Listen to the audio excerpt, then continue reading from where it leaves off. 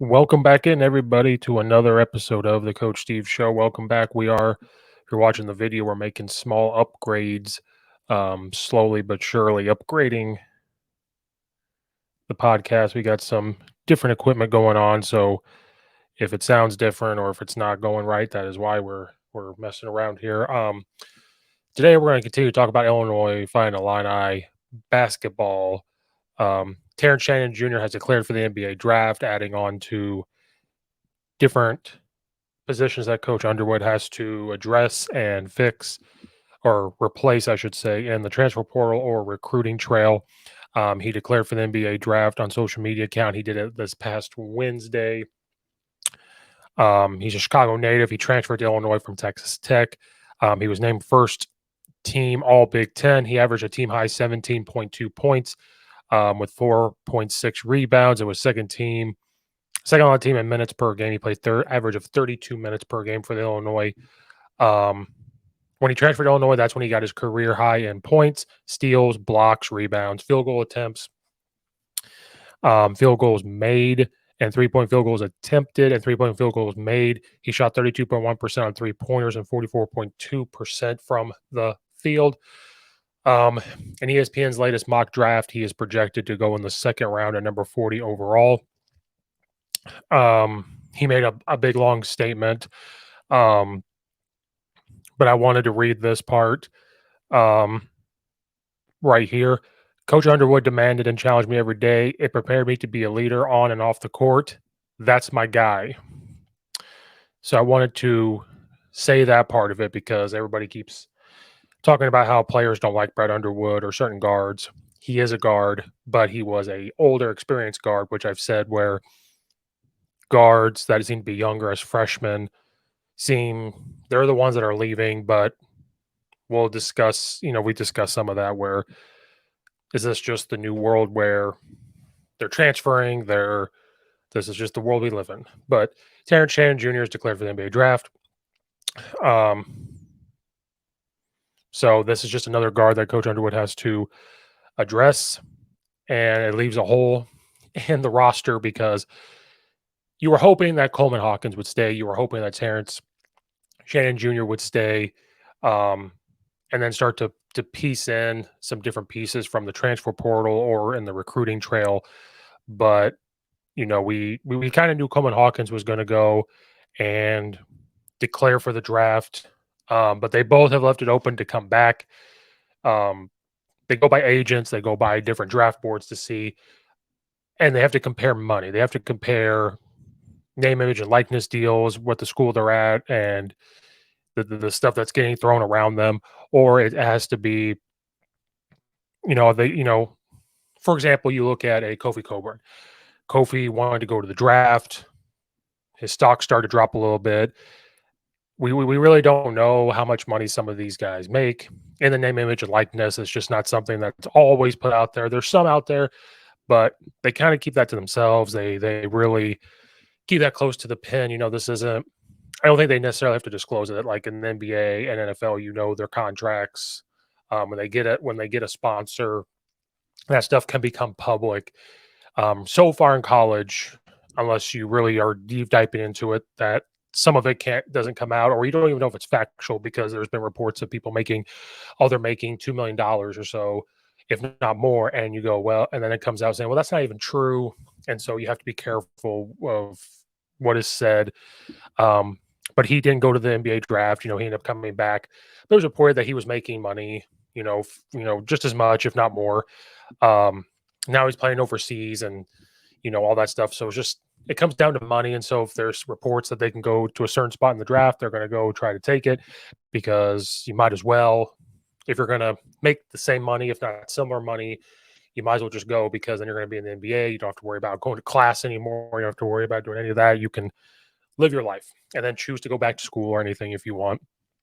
But they left the door open to come back, just like Kofi did. Kofi has left the door open to come back. Did not go to Kentucky. He ended up coming back to Illinois. Coleman Hawkins and Terrance Jr. I know Coleman Hawkins for a fact has left the door open to return. I do believe Terrance Shannon Jr. has also left that door open a little bit.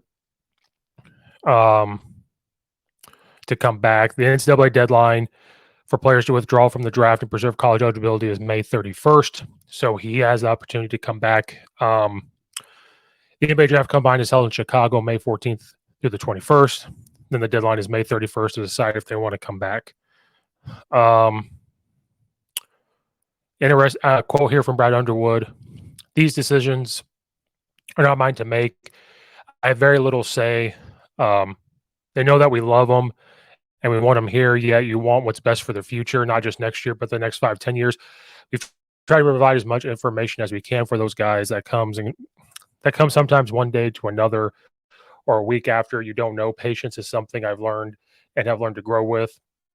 I'm not trying to sweat it too much." What this means for Shannon Jr. is Shannon has an additional year of eligibility due to the COVID-19 free year, but has already been in college for 4 seasons. Will he have an interest? Does this mean he's going to have interest in a fifth if the NBA, if he doesn't think that it's going to show? His game got a lot better when he got to Illinois. Illinois has added 2 transfers to the team, which we're going to talk about. This was around the same time that he was declaring for the draft. Before we talk about the 2 transfer guys that have come into Illinois, this does put a lot more pressure on. This puts pressure on any coach when a player decides to go to the NBA draft, especially in the portion that we are in this world where they can decide to come back, or when they decide to come back to college, do they just go to the transfer portal? Do they decide to go somewhere else? Like Kofi, it was down to Illinois and Kentucky because the assistant coach went to Kentucky. He was weighing his options of where to go. This is putting a lot more pressure on Coach Underwood and staff due to the fact that players have entered their transfer portal that he has to now replace. They're losing Matthew Mayer just due to eligibility because he's used up all of his NCAA ability, I do believe, so he's not coming back at all. And then you have Coleman Hawkins that leaves, adds pressure. Now Terrence Shannon, he's leaving now. But it puts pressure because you want to quickly get the roster put together as you head into the summer. So that way when you get into the fall or for any summer camps and you're getting into the fall, you understand who's going to be on your team, who's he going to have, start implementing your culture, start implementing this team and try to mesh them together and everything, just to make sure they're on campus and they're doing those things.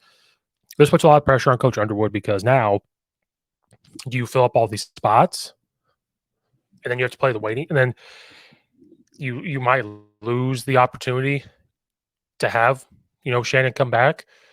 Or do you just kind of say, hey, talk to Shannon, say, hey, this is the situation you're going in. Here's the information on the NBA, but here's information for us. If you go and you decide to come back, if we use up all of our scholarship spots, you don't come back. Or do they say, hey, you have a scholarship spot, but then if he continues on to the draft, now Underwood and them are scrambling here soon to say, okay, now we just continue. So it puts a little bit more pressure on Coach Underwood. But to help with his pressure, he was able to get a couple of transfers into the team. Southern Illinois University, my friend Logan and his friend and the friends of the No One Asked Us podcast, Craig Choate, they're alumnus of Southern Illinois University in Carbondale, Illinois. Their guard, Marcus Domask, he entered the transfer portal, and immediately Coach Underwood jumped on that and invited him to come to Illinois right away. This was a quick process. This is only a couple of days, if that. They zeroed in on Illinois on Southern Illinois transfer Marcus Domask. They were closed a deal shortly after his trip to campus. Like, he only took a trip and immediately was on board. This is going to be a nice thing for Coach Underwood to have because he was a scoring guard for Southern Illinois University, playing at a Division I AA level / Division I. Basketball is different than football. Football, they're Division I AA or the FCS. In basketball, they can make the regular NCAA tournament, so basketball is a lot different. So playing in Division I basketball helps.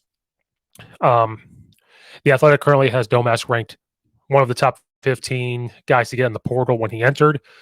He scored more than 1,600 points in his career at the Division I level. He's versatile. He can spread the floor, and he's a guy that can come in and hit some threes, which Illinois has struggled with hitting the threes as of late the last couple of years. Domask, he joined ESPN 93.5 to discuss his decision to make the move to Illinois, and it's his final year of eligibility. He said, I entered the portal. They reached out shortly after with a lot of interest, and they wanted me to come to visit. So I came on a visit, and I just liked what I saw. I liked all the resources, and I trusted Coach Underwood and the role and everything that they have for me here. I just fell in love with it, and I wanted to be a part of it. Coach Underwood made an aggressive move for Domask. So here's another thing I want people to listen to when they talk about Coach Underwood, because it's been told to me on a lot of comments here on different episodes that Coach Underwood, with these guys leaving, that it's that the players talk, right? I got told on here that the players talk to each other. So when they transfer, they tell other players if they have any interest in Illinois, they're going to talk and say, don't go there, especially if you're a younger guy. Don't go there. Or if you're a guard, don't go there because Underwood's a jackass and you're not going to like the way he coaches you. He coaches you tough and you're not going to like it. Well, if that's true, then this guy wouldn't have gone there for a visit. He had literally just entered the transfer portal. He literally just did. And went to a visit, and one visit, and talking to Coach Underwood and talking to these coaches, immediately fell in love with it and was fine with it, was fine with everything. Here's another statement. I feel like Coach Underwood gets the depiction of being the yeller and all that stuff. But off the court, he just seems like a really good dude, down to earth, and somebody I felt like I could trust. As for my role, obviously Matthew Mayer leaving, he felt like I have some similarities in my game. He just kind of showed me how he's used guys that are similar to me in the past and the versatility that he thinks I can bring. The different stuff with ball screen shooting and post-ups, I just feel like he's going to put me in a situation to excel. So if players did tell him to stay away, would you think he would have gone to Illinois? Do you think he would have come out publicly and said those things? I understand when you're recruiting, you're a salesman, you're trying to get them to come here. But Coach Underwood would not have got other players to come there and stick around. You know, Shannon came out and said he's the best coach in America, has come out and said good things about transferring there. And we've talked about maybe it's just young guys. You know, this yelling stuff, they always come after Coach Underwood. Go look at other coaches all over the country. They're quote unquote yelling at people. They're quote unquote yelling at people. So why does Coach Underwood get that rap? Maybe because he does a lot. No clue. So those are good positive vibes from Domask. Domask is a career 36% three-point shooter. He's going to be a valuable asset to the team because we have struggled shooting threes. Underwood also highlighted his ability to call him an unbelievable passer, which is true. The playmaking forward has a high assist rate at Southern Illinois. Expect to be a big part of his game. So the fun part would be seeing him be with Terrence Shannon Jr. and Coleman Hawkins, but you know, this was he came in, and then Terrence, you know, he decided to go to the NBA draft, but there's still a possibility that they come back. I know Shannon had to weigh this part, his decision to come back, saying, well, we do have a guy that can shoot threes. We have a guy that takes pressure off me for bringing the ball up. This is just a great addition to the Illinois program. He talks about how he's a confident player. You know, he's playing Division I. He's played Southern Illinois is a great basketball program. So to be a part of a good program, to come to Illinois, I think he's going to fit right in. And he also brings some defense, and it just adds some length to the team as well, which we had last year. So this is going to be, I think he's going to be a good fit into the team. And it seems like he really trusts Coach Underwood and what he provides and brings to the table. And he said the positive things about him. So I think that's the way to start the relationship off is absolutely fantastic. Then the next transfer they got was Utah Valley transfer guard Justin Harmon. He's committed to Illinois. He announced on social media on Monday. He only has 1 year eligibility left as well. He is a Chicago native, so he understands Illinois and the state. He went to Curie Metro High School. Harmon signed a Big Ten tender of financial aid with Illinois. The program was announced on Tuesday. He averaged 14 points per game, 4 rebounds, and 3 assists per game the past season while shooting 45% from the field and 34% from three, which adds more to that 3-point shooting that Coach Underwood is looking for. He's a 6'4" guard. Um, During Utah Valley State and then IT, he put up 21 points per game and shot 52% from the field during the run to the semifinals. He spent 2 seasons at Barton Community College, earning first team All American honors. As a sophomore in there, he averaged 16 points per game as well. So it's the second transfer to come in from outside of Marcus Domask. The statement from Coach Underwood is Justin's a true definition of a combo guard. He scores at all 3 levels, and he can defend multiple positions. He was an integral piece of a very good Utah Valley team this year that won its league and made it to the semifinals of the NIT. He had a great postseason, playing his best basketball in the biggest moments. Justin has continued to improve and get better each and every year throughout his career. He's a tough, hard-nosed competitor who takes on all challenges, including guarding the other team's best player. How's he going to fit in with the team? He's an athlete that can make plays on and off the court. Coach Underwood talked about it. If you are a guard that can come in and post up, you can shoot, and you can turn around and play really good defense. Reminds me of another Shannon Carter, which would have been great to see those guys with Domask compete. And able to do that is going to be great. His catch and shoot numbers were really good, and he was really good on the defensive level. He's going to help try to fill the hole of losing Jaden Epps and RJ Melendez in the transfer portal, and try to help from the guard making abilities that those guys bring. And then it's gonna try to fill the hole with Shannon Jr. entering the NBA draft. So now with Domask and with Domask coming in as well, with Justin Harmon, this will help with the guard positions and the extended forward wing positions. This will help with scoring. This is going to help with length on defense. It's going to help with experience. That's kind of where the college basketball game is going. And we'll probably do a whole other topic on the transfer portal, about the whole transfer portal. This is kind of where college basketball is heading, where you look at teams that won this year. UConn was a very older team. When Illinois played Missouri, they were an older team, which Illinois had a hard time competing with. Now, there were teams out there that were pretty young. They were still going through the, I guess, old school ways now of recruiting, bringing in freshmen, bringing in younger guys. But this is kind of where we talked about before college basketball is going when you look at these positions. Coach Underwood understands, like, he's got to bring in guys, and hopefully they mesh well together, figure out how to mesh them well together, because he's very good at bringing in and building from a freshman perspective of recruiting, and just a handful of guys have transferred in. He's proven that before when you look at Kofi, Ayo Dosunmu, and all those guys that were there. Now we're entering a world where the norm is to transfer when things get tough, and we'll get to all that. But right now it's showing that these guys have 1 year of eligibility left, but he's showing, like, hey, if I bring in some older guys that have played in big-time moments, that have made big-time plays, hopefully this will fit in to what we're doing. Now, I think part of the plan was hoping to have Terrence Shannon Jr.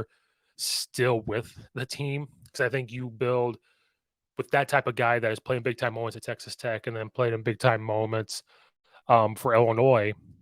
I think that was part of the plan, but now he's gone. But there's still the possibility of him coming back. But right now, Shannon Jr. is gone. You add those two guys. Sincere Harris put on Twitter that he, for the second time, that he is coming back. Luke Goody said on a radio show that he was coming back. Nothing's been officially said from Ty Rogers, who was another guard forward that got better throughout the year. I don't know if he would come out and be like the true point guard that everybody keeps talking about, but he could be a guy that could bring the ball up at times. He's a guy that could help facilitate. Nothing's been said from him on any type of social media account. But you assume he's coming back, so that still helps. And then Dane Danger has announced that he was coming back as well.